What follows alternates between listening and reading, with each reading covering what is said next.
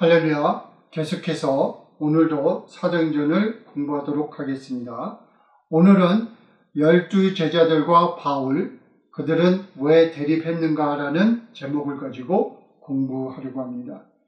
오늘 본문은 사도행전 1장 2절 그리고 8절, 그 다음에 갈라디아서 1장 7절이 되겠는데, 오늘 공부하는 내용의 소주제는 순수 복음과 오염된 복음이라는 소주제를 가지고 공부를 하려고 합니다. 우리가 영화를 보거나 책을 읽게 되면, 책을 읽을 때 그 책이나 영화에 나오는 배역들이 누군지, 각 배역은 어떤 역할을 하는지를 알게 되면 영화나 책을 이해하는 데 크게 도움이 될 것입니다.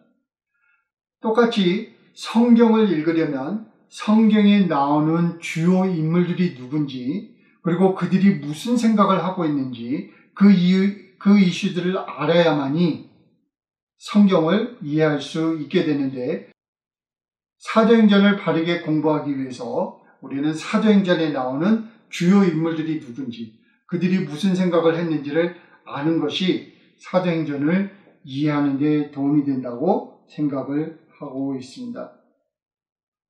그래서 오늘은 사도행전뿐만 아니라 성경을 이해하는 데 기본이 되는 그 사람들 또는 그룹, 그리고 그 사람들이 어떤 생각을 했는지를 살펴보는 시간을 갖도록 하겠습니다. 그래서 사도행전 1장 8절을 보겠는데, 보면은 기록하기를 오직 성령이 너희에게 임하시면 너희가 권능을 받고 예루살렘과 온 유대와 사마리아와 땅끝까지 이르러 내 증인이 되리라 하시니라, 이렇게 말씀하고 있습니다. 사도행전은 예루살렘에 모여있던 12 제자들과 소수의 그리스도인들로 시작된 기독교가 어떤 과정을 통해서, 누구를 통해서 그 로마로 복음이 전해지고 결국에는 세상으로 복음이 전해지게 됐는가를 설명해주는 기독교 역사에 관한 책이라는 책입니다. 그래서 사도행전 1장 8절은 사도행전이 다루게 될 그 중요한 내용이 무엇인가를 설명해주고 있는 중요한 성경 구절이에요.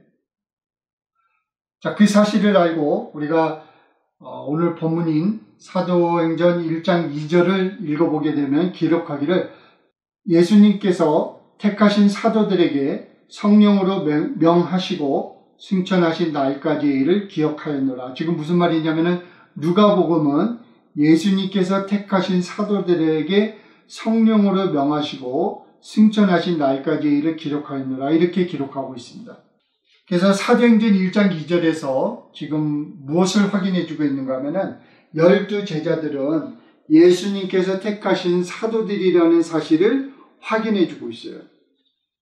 근데 사도행전에서 그 12 제자들이 예수님이 택하신 사도들이라는 사실을 확인해 주는 그 이유와 그 목적을 알려면 지금 사도행전이 쓰여진 80년대, 90년대에 교회가 처해 있던 상황을 알아야만이 지금 사도행전 1장 2절에서 왜 사도행전 저자는 12 제자들이 예수님으로부터 택함을 받은 사도들이라는 것을 확인해 주고 있는지를 알게 됩니다.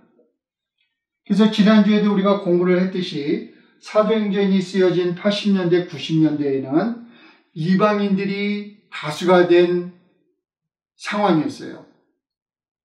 그러니까 처음에는 12 제자들과 소수의 유대인들이 중심이 돼서 예루살렘에서 기독교가 시작이 됐는데 80년, 90년경에 이르러서는 유대인들은 소수가 되고 이방 교인들이 다수가 된 그런 상황으로 변한 상황이었습니다.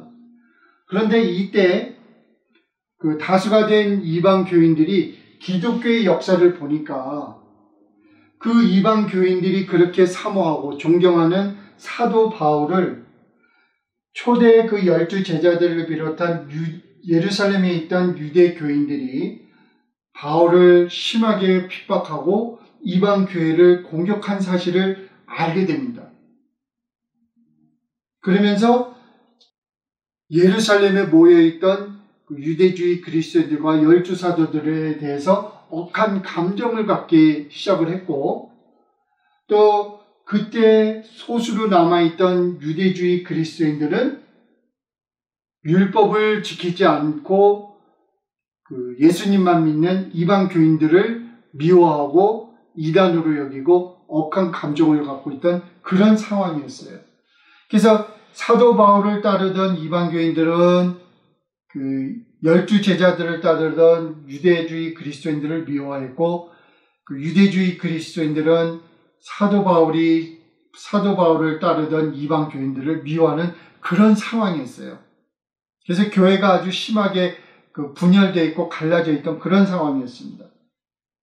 그런데 그 12제자들이 왜 바울을 핍박하고 공격했는지, 그리고 12제자들을 따르던 유대주의 그리스도인들은 왜 바울을 공격하고 바울이 세운 교회를 공격했는지를 알아야지 우리가 사도 바울 서신을 이해를 하고 사도행전을 이해하고 사복음서를 이해를 할 수 있게 됩니다. 그래서 12제자들과 사도 바울이 왜 대립을 했는가를 알려면 초대 교회에 세 그룹이 있었다는 사실과 이 세 그룹이 네 가지 중요한 질문에 대해서 서로 다른 답을 제시했다는 사실을 아는 것이 중요합니다. 이 세 그룹이 이 네 가지 질문에 대해서 어떤 답을 제시했는가를 이해를 해야만이 사복음서를 이해를 하고 사도행전을 이해를 하고 사도 바울 서신을 이해를 하고 히브리서 등 계시록 등 모든 신약성경 전체를 이해를 할 수 있게 됩니다. 그래서 세 그룹은 누구였는가 하면은 첫째로 순수 유대주의자들이 있습니다. 그들은 누구냐면은 십자가에 매달린 예수님은 하나님으로부터 저주를 받은 사람이라고 생각을 했고, 고로 예수님께서 전하신 복음은 한마디도 받아들일 수 없는 이단적 교리라고 여겼던 사람들입니다. 그래서 사복음서에서 예수님을 십자가에 매달아 죽게 한 그 종교 지도자들, 그리고 그들을 따르던 그 유대인들이라고 우리가 말을 할 수가 있습니다. 그래서 이들은 신약 성경에 기록된 내용은 전혀 알지도 못하고 듣게 되면은 이단적 교리라고 거부 반응을 하고 그런 이단적 교리를 전하는 사람들을 핍박하던 사람들이에요. 그래서 오직 모세 오경만을 믿고 율법만을 지키는 것이 자기들에게 주어진 책임이라고 생각했던 사람들입니다. 그래서 순수 유대주의자들이라고 본인이 이름을 붙인 거예요. 두 번째 그룹은 야고보를 포함한 12제자들과 예루살렘에 있던 그 그리스도인들인데, 이들은 그 순수 유대주의자들하고 다 똑같아요. 율법을 반드시 지켜야 된다고 생각을 했던 사람들이에요. 그런데 순수 유대주의자들하고 뭐가 다르냐면은 예수님이 바로 구약에서 약속한 이스라엘을 회복할 메시아라고 생각했다는 점이 다른 점입니다. 그 다음에 바울과 바울을 따르던 이방 교인들이 있습니다. 이 세 번째 그룹인데, 바울은 율법을 더 이상 지키지 않아도 된다고 주장을 했고, 오직 예수님을 믿고 예수님을 주로 영접함으로 말미암아 우리가 구원을 받고 우리가 죄사함을 받고 축복을 누릴 수 있다고 생각을 했기 때문에 율법을 가르치지도 않았고, 이방 교인들에겐 율법을 받는 것은 이단적 교리라고 주장을 했습니다. 그래서 사도 바울은 예수님께서 전하신 복음을 그대로 유지하려고 노력했던 순수 복음주의자였어요. 자, 그래서 이 세 그룹이 우리에게 중요한 네 가지 질문에 대해서 서로 다른 답을 제시를 했는데, 그 네 가지 질문 중에 첫째 질문이 뭐냐면은 예수님은 누구인가라는 질문이었습니다. 그래서 12제자들과 야고보 그리고 바울을 비교해서 여기에 대한 답을 공부를 해보겠는데, 그 12제자들과 그 야고보는 예수님을 그 이스라엘 왕국을 회복할 메시아로 착각했어요. 다시 말씀드리면 인류를 구원하기 위해서 오신 메시아가 아니라 창과 칼로 로마를 무너뜨리고 이스라엘 왕국을 재건할 그런 메시아로 이해를 하고 예수님을 따라다녔다는 사실을 성경은 우리에게 전해주고 있습니다. 그래서 사도행전 1장 6절이 그 12 제자들이 가지고 있던 생각을 반영해주고 있는데, 기록되기를 그들이 모였을 때에 예수께 여쭈어 이르되 주께서 이스라엘 나라를 회복하심이 이때이니까. 여기서 중요한 단어가 이스라엘 나라예요. 세상의 죄를 구하시려고 이제 사역을 시작하시는 때가 이때입니까? 라고 묻지 않았고, 이스라엘 나라를 회복할 때가 바로 이때입니까? 라고 물었습니다. 다시 말하면 이 사람들은 예수님이 로마를 무너뜨리고 이스라엘 왕국을 재건할 그 다윗의 그 혈통, 다윗의 후계자로 이해를 했다는 것이죠.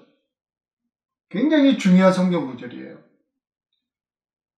그 다음에 누가복음 24장 21절도 보게 되면 그 엠마오로 가던 두 제자들이 예수님을 만나고 이제 대화를 나누는 기록이 남아 있는데, 24장 21절을 보면 그들이 말하기를 이렇게 말하고 있어요. 우리는 이 사람이, 즉 예수님이 이스라엘을 구속할 자라고 바랐노라. 그러니까 이스라엘 나라를 회복할 사람으로 알고 예수님을 주여 주여 그러고 따라다녔다는 것이에요. 그래서 여러분과 제가 분명히 이해를 해야 되는 것은 누가복음, 마태복음, 사도행전, 요한복음 이런 중요한 책들은 거의 다 80년, 90년경이나 그 후에 쓰여진 글이에요.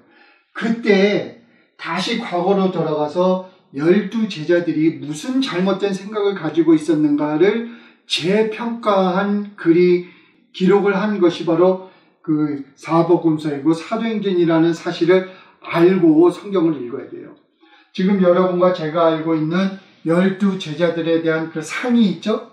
그들은 바로 후에 천주교가 정말 잘못된 목적을 가지고 성경을 완전히 잘못 이해를 하고서 이 12 제자들을 그 12 제자들에 대한 신화를 만들어내고 전설을 만들어내가지고 마치 그들이 오류가 없는 완벽한 12 제자들로 가르쳐 왔지만, 그래서 1500년, 1800년 동안 그들이 가르쳐온 그 교리, 12 제자들에 대한 교리가 우리 머리에, 가슴에, 뼈에 너무 깊이 박혀 있어서 12 제자들에 대해서 제가 그 좀 부정적인 말씀을 드리면 여러분들이 불편해 하실 수 있겠지만, 저는 천주교나 교단이나 사람들이 만들어낸 교리를 여러분들에게 말씀드리는 게 목적이 아니고 성경이 말하는 12 제자들에 대한 그 실체를 우리가 바르게 공부하는 것이 중요하다고 생각을 하기 때문에 성경이 말한 말씀을 지금 나누고 있는 것 뿐이에요. 그래서 저를 공격하지 마시고 제가 드리는 말씀이 정말 성경에 근거한 이야기인가를 그거를 판단하시고, 정말 성경은 12 제자들에 대해서 무엇이라고 말을 하고 있는가를 여러분들과 제가 정말 성경에 근거해서 생각을 정리하는 것이 중요하다고 본인은 생각을 합니다. 그래서 80년, 90년경에 12 제자들이 전했던 말, 그들이 남긴 글들을 공부를 해보니까 이들은 정말 예수님에 대해서 또 복음에 대해서 잘못 알고 있었다는 것을 깨닫고 순수한 복음을 보존하기 위해서 그 12 제자들이 무엇을 잘못 생각하고 있는가를 지금 기록한 글이 바로 성경이기 때문에 성경이 전하는 12 제자들에 대한 그 이해를 하는 것이 중요하다고 생각을 하고 있습니다. 그래서 마태복음 20장 21절도 보게 되면은 예수님께서 십자가에 매달려야 될 사건을 제자들에게 말씀해 주시자 제자들과 그 제자들의 어미까지 포함해가지고 그 예수님이 하신 말씀을 오해를 하고, 이제 예수님께서 로마를 무너뜨리고 이스라엘 왕국을 회복하시려고 하는가 보다. 어이구 잘됐다. 우리가 기다리던 때가 이제 다가왔구나. 그러면서 자기들을 하나는 우편, 예수님의 우편에 하나는 예수님의 좌편에 앉혀달라고 요청하는 그런 글이 남아있는 사실을 여러분들께서 이 컨텍스트 안에서 읽으셔야 되는 거예요. 네? 그래서 마태복음 20장 21절을 보게 되면 기록하기를 그때에 세베대의 아들의 어미가 그 아들들을 데리고 예수께 와서 절하며 무엇을 구하니 예수께서 가라사대 무엇을 원하느냐 가로되 이 나의 두 아들을 주의 나라에서 하나는 주의 우편에 하나는 주의 좌편에 앉게 하소서 이렇게 기록하고 있어요. 이 사람들이 왜 예수님을 따라다녔는지를 여러분께서 아셔야 돼요. 성경이 얘기해 주는 대로 여러분들이 받아들이셔야 돼요. 이 사람들이 지금 착각하고 예수님을 따라다녔다는 사실을 성경은 우리에게 밝혀주고 있는 거예요. 12 제자들을 공격하는 게 아니라 성경이 말해주는 진리를 공부하는 것 뿐이에요. 그래서 마가복음도 이 스토리를 똑같은 스토리를 기록하고 있는데 말하기를 세베대의 아들 야고보와 요한이 주께 나와 여짜오되 선생이여 무엇이든지 우리의 구하는 바를 우리에게 하여 주시기를 원하나이다. 이르시되 너희에게 무엇을 하여 주기를 원하느냐 묻자 여짜오되 주의 영광 중에서 우리를 하나는 주의 우편에 하나는 좌편에 앉게 하여 주옵소서. 사복음서가 똑같은 내용을 기록하고 있어요. 예수님께서 십자가에 매달려 죽으실 사건을 말할 때마다 12 제자들은 무엇을 얘기하는가 하면 주님 그러면 나는 국회의원으로 나는 국방부 장관에 앉게 해주세요. 이런 요청을 하는 그 철없는 12 제자들을 성경이 바로 묘사해주고 있는데 왜 그런 묘사를 하느냐. 바로 12 제자들은 예수님을 인류를 구원할 메시아로 이해를 한 것이 아니라 구약에 근거해서 이스라엘 왕국을 재건할 이스라엘의 왕으로 착각을 하고 따라다녔다는 것을 성경은 여러 곳에서 말해주고 있는 거예요. 그래서 착각하고 예수님을 따라다닌 12 제자들은 예수님을 그 이스라엘 왕국을 재건할 메시아로 알았다면은 사도 바울은 그 예수님을 어떻게 알았는가 하면은 인류의 죄를 사해 주시고 인류를 구원하기 위해서 오신 하나님의 아들로 이해를 했던 것이에요. 그래서 로마서 5장 10절을 보게 되면 사도 바울의 생각이 잘 반영이 되어 있는데 보면은 곧 우리가 원수 되었을 때에 그의 아들의 죽으심으로 말미암아 하나님과 화목하게 되었은즉 화목하게 된 자로서는 더욱 그의 살아나심으로 말미암아 구원을 받을 것입니다. 그러니까 예수님께서 십자가에 못 박히신 그 사건의 의미를 정확하게 안 사람이 바로 사도 바울이라는 거예요. 사도 바울은 예수님께서 이스라엘 왕국을 회복할 메시아로 오신 분이 아니라 인류를 구원할 메시아로 오신 것을 안 사도가 바로 사도 바울이라는 사실을 우리가 아는 것이 중요합니다. 고린도전서 6장 20절에서도 너희는 예수님께서 흘리신 피의 값으로 샀다 이렇게 기록하고 있고 고린도전서 7장 23절도 너희는 예수님께서 흘리신 피의 값으로 산 것이니 사람들의 종이 되지 말라 이렇게 말하고 있습니다. 요한복음서 1장 29절을 보게 되면은 세례 요한이 예수님을 보고 뭐라고 그래요? 이튿날 요한이 예수께서 자기에게 나아오심을 보고 가로되 보라 세상 죄를 지고 가는 하나님의 어린 양이로다. 그래서 12 제자들이 예수님에 대해서 갖고 있었던 생각과 사도 바울과 사복음서가 우리에게 전해주는 예수님의 정체는 서로 완전하게 다르다는 것을 여러분들께서 아셔야 돼요. 두 번째 질문은 그러면 어떻게 하나님의 자녀가 되는가? 즉 어떻게 구원을 받는가? 이 중요한 질문에 대해서 세 그룹의 답이 달랐는데 야고보를 비롯한 12 제자들의 생각을 표현해주는 성경구절이 사도행전 15장 1절에 기록되어 있습니다. 사도행전 15장 1절은 그냥 생각 없이 기록된 것이 아니라 바로 이 야고보와 이 아볼로, 바나바, 그 다음에 12 제자들이 어떤 착각을 하고 있었는가를 보여주는 중요한 성경구절이에요. 그래서 사도행전 15장 1절을 보게 되면 이렇게 기록이 되어 있죠. 어떤 사람들이 유대로부터 내려와 그러니까 예루살렘에 모여있던 예루살렘 교회에서 온 사람들이에요. 형제들을 가르치되 너희가 모세의 법대로 할례를 받지 아니하면 능히 구원을 받지 못하리라 이렇게 말하고 있어요. 할례를 받지 않으면 구원을 받을 수 없다 이렇게 말하고 있습니다. 누구한테 말한 거예요? 이방인 교인들에게 하는 말이에요. 그래서 예루살렘에 모여있던 야고보와 12 제자들, 이 사람들은 율법을 철저하게 믿고 있었던 사람들이고 예수님의 정체를 몰랐기 때문에 예수님을 주여 주여 하면서도 사람들이 구원을 받으려면 할례를 받아야만 한다고 생각을 했던 거예요.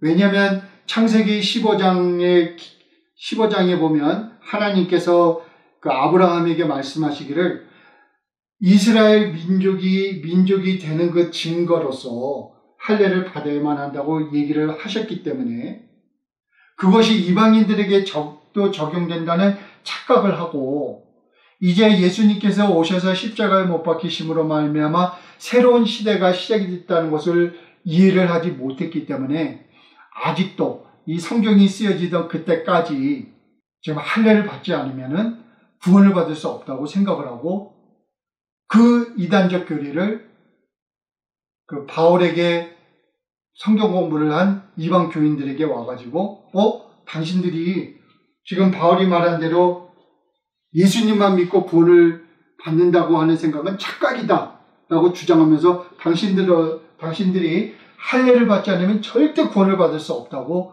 지금 주장을 한 것이에요. 사도행전 21장 20절도 보게 되면은 기록하기를 저희가 듣고 하나님께 영광을 돌리고, 그러니까 이제 사도 바울께서 그 예루살렘에 올라가 갖고 12 제자들과 야고보와 거기에 모여있던 유대주의 그리스도인들에게 하나님께서 바울을 통해서 역사하신 그 사건들을 전해주니까 그 말을 듣고 하나님께 영광을 돌리고 바울더러 이르되 형제여 그대도 보는 바와 유대인 중에 믿는 자 수만 명이 있으니 다 율법에 열심 있는 자라. 예수님을 메시아로 생각을 했지만 이 사람들은 아직 율법을 버리지 못한 사람들이에요. 그래서 뭐라고 그러고 있어요? 다 율법에 열심 있는 자라 이렇게 말하고 있습니다. 예수님을 믿더라도 율법을 반드시 지켜야 된다고 믿었던 유대주의 그리스도인들의 모습을 지금 사도행전은 우리에게 전해주고 있는 거예요. 예수님을 믿으면서도 율법을 안 지키면 구원을 받지 못하고 죄사함을 받지 못한다고 주장을 했던 사람들이라는 것이죠. 그러나 바울은 무엇이라고 말을 해주고 있는가 하면은 사도행전 16장 30절을 보게 되면은 그 사도 바울을 지키던 그 간수가 있는데 그 사람이 그 사도 바울에게 묻습니다.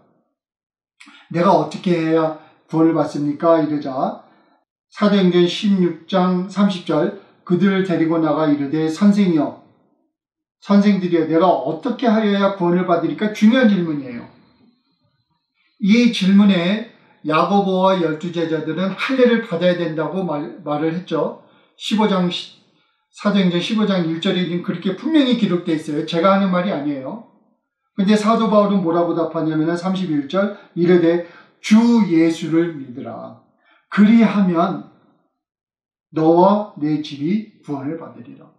그래서 어떻게 구원을 받느냐라고 하는 이 중요한 이슈를 놓고 야고보를 비롯한 12 제자들은 할례를 받아야지 구원을 받는다고 주장을 했다면 사도 바울은 할례를 왜 받냐? 예수님께서 십자가에 못 박혀 죽으시고 그 결과로 말미암아 우리가 죄사함을 받았기 때문에 예수님의 공로로 우리가 구원을 받는 것이지 우리가 할례를 하건 율법을 지키건 그것과는 상관없이 우리는 오직 예수님을 주로 영접함으로 구원을 받는다. 그런 시대가 임했다라고 지금 사도행전은 두 그룹이 가지고 있던 생각을 비교해주고 있는 거예요. 로마서 10장 13절에서도 사도 바울이 뭐라고 그럽니까? 누구든지 주의 이름을 부르는 자는 구원을 얻으리라. 그래서 이 두 사람들이 만나면 서로 대립을 한 거예요. 어떻게 구원을 받느냐라고 하는 이 중요한 주제에 대해서 서로 답이 달랐기 때문에 예루살렘에 있던 야고보와 12제자들은 사도 바울이 세운 이방교회를 다니면서 여러분들이 그 할례를 받지 않으면 구원을 받지 못하고 율법을 지키지 않고서는 하나님의 자녀가 될 수 없고 죄사함을 받을 수 없다고 이야기를 해서 우리가 사도 바울 서신을 보게 되면 교회가 매일 분열을 일으켰잖아요. 사도 바울은 예수님만 믿으면 우리가 구원을 받는다. 그래서 그런가 보다 그러고 감사하게 생활하고 있는데 예루살렘에서 권위 있는 12제자들과 야고보가 보낸 사람들이 와가지고 그거는 이단적 교리다. 사도 바울이 지금 뭘 모르고 하는 얘기다. 여러분들이 구원을 받으려면 먼저 할례를 받아야 되고 율법을 반드시 지켜야만이 구원을 받지 여러분들이 율법을 지키지 않고서는 구원을 받을 수 없다. 이렇게 얘기를 하니까 교회에 분열이 일어나는 거죠. 그래서 율법이란 구약에서 하나님께서 이스라엘 민족에게 명령하신 말씀을 우리가 율법이라고 그래요. 그래서 구약을 읽은 학자들은 구약에는 총 627개의 율법이 있다고 말하고 있습니다. 오케이? 그래서 여러분들 중에 안식일을 지켜야 되네, 11조를 내야 되네, 뭐 6월절을 지켜야 되네 이런 율법에서 얘기한 그 명령을 지켜야 된다고 생각하시는 분들은 627개를 다 지켜야 될 의무가 있어요. 갈라디아서에서 사도 바울이 그 말을 하고 있는 거예요. 그러면서 우리는 율법을 다 지킬 수 없고 율법을 지키지 못함으로 우리는 죄인으로 발견이 되고 율법을 지킨다 하더라도 율법은 우리의 죄를 사해 줄 수 있는 힘이 능력이 없다. 그 말을 해주고 있는 거예요. 그래서 여러분들께서 시간이 되시면 갈라디아서 2장 1절부터 10절을 보실 것을 제안을 드리는데 거기도 보게 되면은 사도 바울이 그 선교를 하기 위해서 다른 지역에 가 있을 때 몰래 예루살렘에서 온 형제들이 그 침투해서 갈라디아 교인들에게 너희들이 그 할례를 받지 않으면 하나님의 자녀가 될 수 없고 율법을 지키지 않고서는 죄사함을 받고 축복을 받을 수 없다라고 얘기를 해서 교회가 분열이 됐거든요.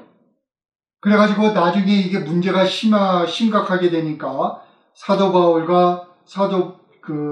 바울을 지지하는 몇 사람이 예루살렘에 올라가가지고 12제자들과 야고보를 만난 기록이 남아 있습니다. 그랬을 때 갈라디아서 2장 3절에서 사도 바울이 뭐라고 기록하고 있어요?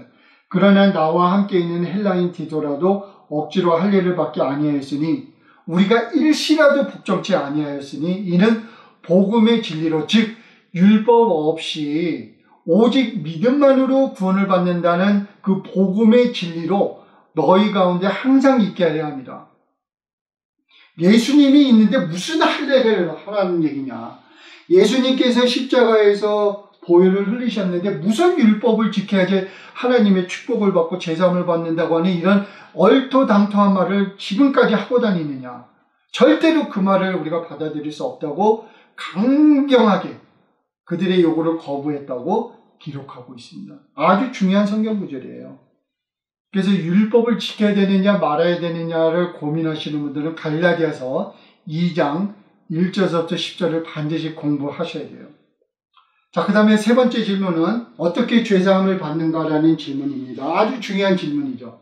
그래서 율법을 버리지 못한 야고보와 12제자들은 율법을 지켜서 안식일을 지키고 6월절을 지키고 초실절을 지키고 무슨 절을 지키고 무슨 절을 지키고 11절을 갖다 내고 이래야지 된다고 강요를 하고 그걸 믿고 따르던 사람들이에요. 그런데 사도 바울은 예수님이 죄 문제를 십자가에서 다 해결했기 때문에 이제 죄 문제는 해결이 됐다. 그건 더 이상 거론하지 말자. 오직 우리는 예수님께 감사드리고 그 예수님을 보내주신 하나님께 감사드리자. 감사드리는 삶을 살자. 그렇게 제안을 했던 것이죠. 그래서 히브리서 4장 14절은 이 사실을 우리에게 너무 확실하게 알려주고 있는데 기록하기를 그러므로 우리에게 큰 대사장이 있으니 대사장은 이제 죄를 사해해 줄 수 있는 권한이 있는 사람이에요. 하나님으로부터 그 보냄을 받은 사람이니까 승천하신 자 곧 하나님 아들 예수시라. 우리가 믿는 도리를 굳게 잡을지어다. 예수님이 이제 우리의 대사장이 되셨기 때문에 우리가 따로 안식일을 지키고 무슨 제사를 드리고 공물을 갖다 바치고 염소를 잡고 그래야 될 이유가 없다는 거예요. 그래서 율법을 지켜야 된다고 하시는 분들은 반드시 염소 잡고 소 잡고 공물을 하나님께 바치어야만이 여러분들께서 율법을 지켜야 된다고 말할 수 있는 자격이 있으세요. 그러지 않는 분들은 율법을 지켜야 된다는 말을 절대로 하지 마세요. 히브리서 7장 27절 뭐라고 그러고 있어요? 저 대사장들이 먼저 자기 죄를 위하고 다음에 백성의 죄를 위하여 날마다 제사 드리는 것과 같이 할 필요가 없으니 이는 저가 단번에 자기를 들여 이루셨습니다. 예수님께서 십자가에서 그 피를 흘리심으로 말미암아 우리를 위해서 단번에 매년 어떤 절기를 거쳐서 죄사함을 받기 위해서 소를 갖다 바치고 염소를 갖다 바쳐야 하는 그런 이제 거추장스러움 없이 예수님께서 십자가에 못 박히심으로 말미암아 우리 죄가 이제 한 번에 모든 죄가 이제 정리가 됐다고 말을 해주고 있는 거예요. 그래서 어떻게 죄사함을 받는가에 대한 이 중요한 이슈를 놓고 12제자들과 바울이 서로 상반되는 융합될 수 없는 답을 제시했다는 사실을 여러분과 제가 알아야 돼요. 그래서 오늘날도 교회 가면 맨날 죄인이라고 손가락질하는 교회 정도는 잘못된 지금 성경을 가르치고 있는 거예요. 여러분과 저는 이제 죄인이 아니에요. 우리가 원래 죄가 없어서 죄인이 아니라는 게 아니라 원래 죄인인데 예수님께서 십자가에서 보혈을 흘리심으로 말미암아 우리 죄를 사하여주는 그런 기능을 하셨기 때문에 하나님께서 너희는 이제 죄가 없다라고 선언하신 것 뿐이에요. 죄가 있는데 죄가 없다고 선언하신 거예요. 근데 예수님의 보혈이 너무너무 그 죄사함을 해주는 그 기능이 강하기 때문에 보이지도 않는데요, 이제는. 성경에 의하면. 그러니까 제발 좀 주일날 교회 가면은 죄인이네 그러고 11조 내면 하나님이 축복해 준다는 이런 그 이단적 교리를 가지고 좀 사람들 그만 괴롭혔으면 좋겠어요, 교회가. 그래서 예수님은 누구인가? 어떻게 구원을 받는가? 어떻게 죄사함을 받고 축복을 받는가라고 하는 이 중요한 그 질문에 대해서 12제자들과 사도 바울이 서로 다른 답을 제시했다는 사실을 인식하고 사도행전뿐만 아니라 사복음서를 읽고 히브리서를 읽는 것이 중요하다는 것을 정말 다시 한번 반복해서 여러분들께 말씀을 드리고 싶습니다. 그래서 간단해요. 12제자들은 오직 율법이에요.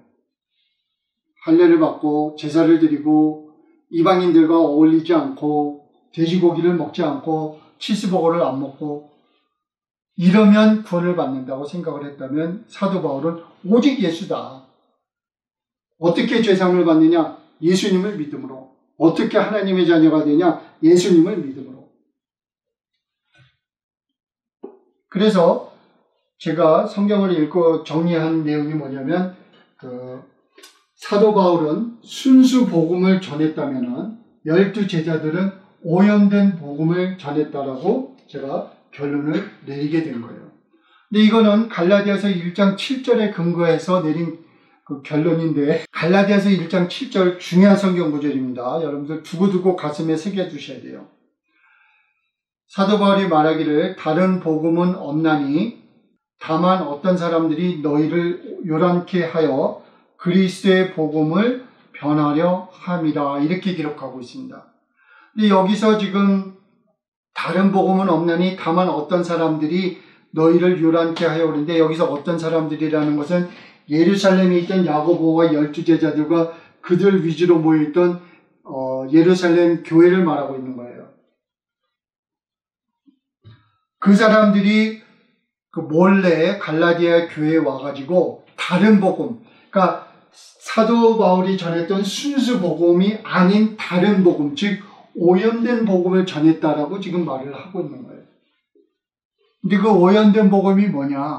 그 다른 복음이 무엇이냐를 우리가 공부를 해야 되겠는데 여기서 그들이 와서 그리스도의 복음을 변하려 함이라 그러는데, 여기서 변하려 함이라고 하는 말이 지금 그 사도 바울이 사용한 그 단어에서 품고 있는 그 내용이 우리에게 바르게 전달되지 않는 굉장히 희석된 좀 약한 그 번역이기 때문에 그 의미를 바르게 아는 것이 중요하다고 생각을 합니다. 그래서 그 사도 바울이 사용한 단어를 영어로는 pervert 또는 corrupt 이런 그 단어로 번역을 하고 있는데, 썩히다, 부패시키다 이런 의미를 가지고 있고, 또 더럽히다, 순수성을 잃게 하다 이런 의미를 가지고 있습니다. 다시 말하면 예루살렘에 있던 야고보와 12제자들과 그 사람들이 갈라디아에 그 사람들을 보내서 지금 바울이 전한 순서 복음 아닌 오염된 복음, 복음이 아닌 다른 복음을 전했는데, 그들이 전한 복음은 이 순수한 복음을 더럽힌, 썩히는 순수한 복음의 본질을 잃게 하는 부패된 그 오염된 복음이다라고 지금 사도 바울이 말하고 있는 거예요. 네?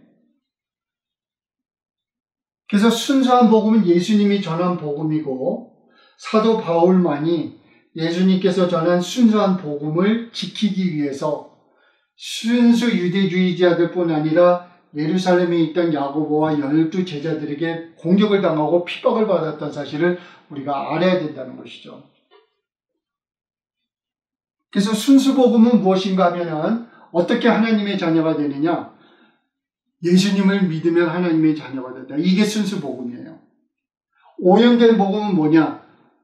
할례를 받아야지 하나님의 자녀가 된다. 그리고 할례를 받은 다음에 율법을 지켜야지 우리가 하나님의 자녀로 계속 남아있고 죄사함을 받을 수 있다. 순수한 복음은 그럴 필요 없다. 예수님께서 십자가에 못 박혀 죽으심으로 말미암아 우리 죄는 이제 완전히 해결이 됐다. 그런 차이를 가지고 있다는 것을 여러분들께서 아셔야 되는데, 바울은 순수한 복음을 전하고 순수한 복음을 지키려 노력을 했고, 12제자들은 오해를 했기 때문에, 착각을 했기 때문에 율법이 섞인, 그러니까 예수님을 메시아라고 하지만 예수님만 믿어가지고는 우리 죄가 해결이 안 돼. 예수님만 믿어갖고는 우리가 하나님의 자녀가 될 수 없어. 그러니까 예수님 플러스 뭐가 필요하다고 하는 착각, 그 오염된 복음을 전한 사람들이라는 거예요.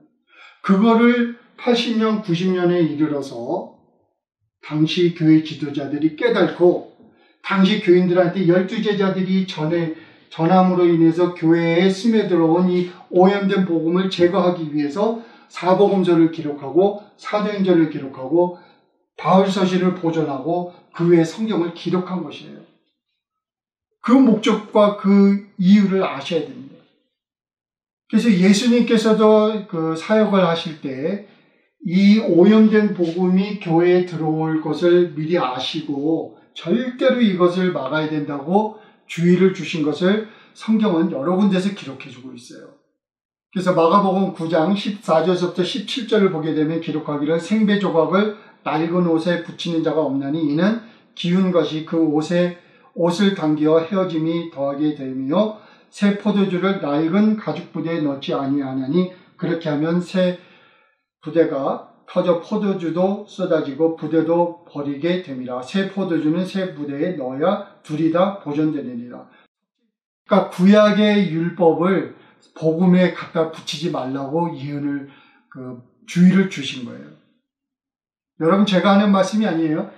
예수님께서 이제 복음이 선포되고 예수님께서 십자가에 매달려 죽으신 이후에는 절대로 율법을 교회에 갖고 들어오지 말라고 주의를 주신 분이 바로 예수님이세요. 마태복음 16장 11절부터 12절은 그 오염된 복음을 누룩이 담긴 복음이라고 묘사를 하고 있는데, 어찌 내 말한 것이 떡에 관함이 아닌 줄을 깨닫지 못하느냐. 오직 바리새인과 사두개인들의 누룩을 주의하라. 그들이 주장하는 율법을 주의하라는 거예요. 그제야 제자들이 떡의 누룩이 아니요 바리새인과 사두개인들의 교훈을 삼가라고 말씀하신 줄을 깨달았다. 이렇게 기록하고 있습니다. 예수님께서 교회에 주신 명령이세요. 절대로 율법을 지켜야 된다고 하는 이 거짓된 그 오염된 복음을